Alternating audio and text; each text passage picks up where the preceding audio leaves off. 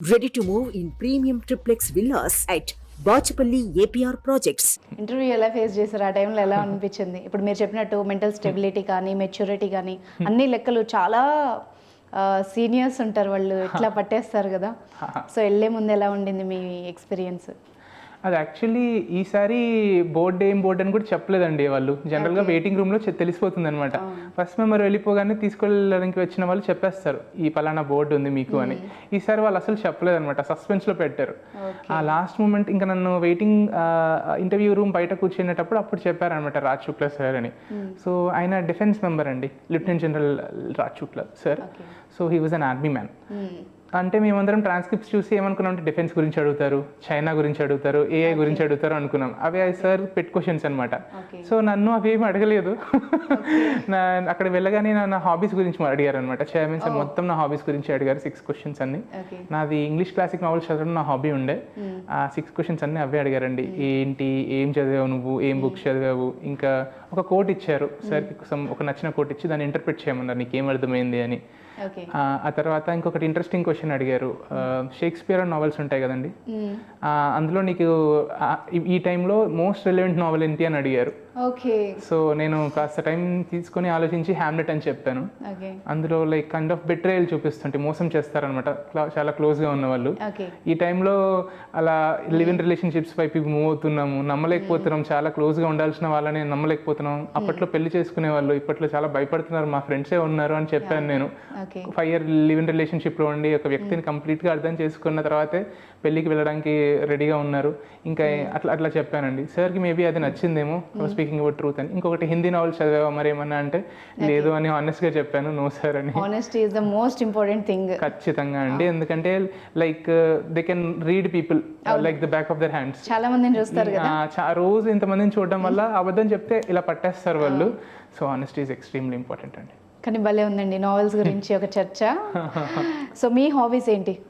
నా హాబీస్ ఇది English classic novels చదవడం, ఇంకా క్విల్లింగ్ అండి. క్విల్లింగ్, ఇంకా స్పోర్ట్స్లో బ్యాడ్మింటన్ ఆడతాను నేను. ఓకే.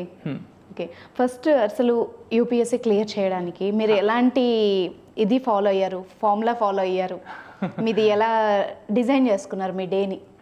ఓకే, డేని అంటే లైక్ అది కొంచెం ఫ్లెక్సిబుల్గా ఉంటుందండి. Like what part of the cycle you are. Prelims ముందా, ప్రిలిమ్స్కి మెయిన్స్కి మధ్యలోన, మెయిన్స్కి ఇంటర్వ్యూకి మధ్యలోన, ఇంటర్వ్యూకి ప్రిలిమ్స్ మధ్యలోన అని డిఫరెంట్ ఫేజెస్ ఉంటాయి. So if you start with before prelims, mostly 2 months ముందు 3 months ముందు మొత్తం ప్రిలిమ్స్కి ఇవ్వాలండి. Last year paper was very difficult, చాలా మంది చెప్పారు. కట్ ఆఫ్ చూస్తే మొన్నే వచ్చింది 75 అయిపోయింది. ఇట్ వాజ్ నెవర్ దట్ లో, అంత తగ్గిపోయింది. ఎందుకంటే డిఫికల్టీ ప్రిలిమ్స్లో పెంచుతున్నారు. సో మోస్ట్లీ ప్రిలిమ్స్కి ఏం చేయాలి అంటే అందరూ అవే బుక్స్ చదువుతారండి. డిఫరెన్స్ ఎక్కడ వస్తుందంటే టెస్ట్ సిరీస్.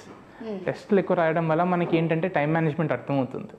ఎన్ని క్వశ్చన్స్, హిట్టింగ్ రేంజ్ అని ఒకటి ఉంటుంది, ఎన్ని క్వశ్చన్స్ రాయాలి మనము అని.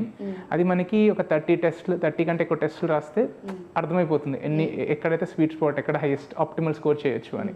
నాకు అట్లా 80 to 85 క్వశ్చన్స్ చేస్తే 100లో ఆప్టిమల్ స్కోర్ వచ్చేది. అది చేయాలండి. ఇంకా రివిజన్స్ రెగ్యులర్గా చేయాలి.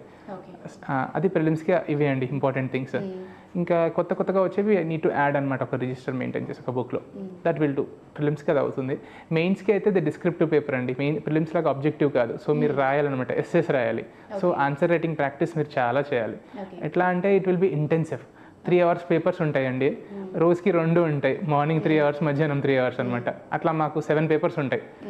సో ఇంకా you need to be 9 papers ఉంటాయి. 2 papers ఏంటంటే లైక్ క్వాలిఫైయింగ్ అంతే, లాంగ్వేజెస్ పేపర్స్ ఉంటాయి, ఇంగ్లీష్ అండ్ ఇండియన్ లాంగ్వేజ్ అని.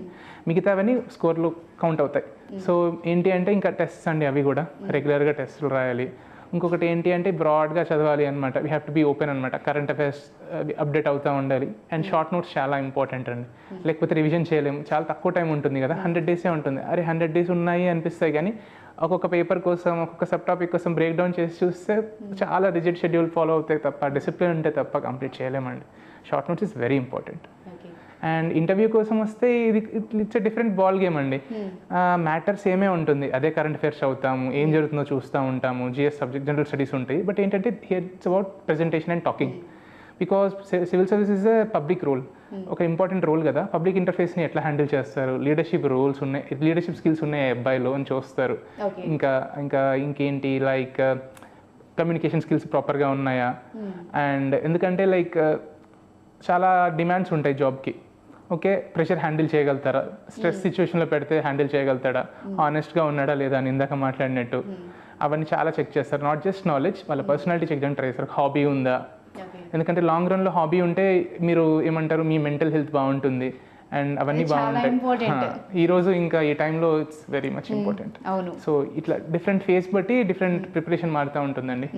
సుమన్ టీవీలో మీ పర్సనల్ అండ్ బిజినెస్ ప్రమోషన్స్ కోసం కింది నెంబర్కి కాంటాక్ట్ చేయండి.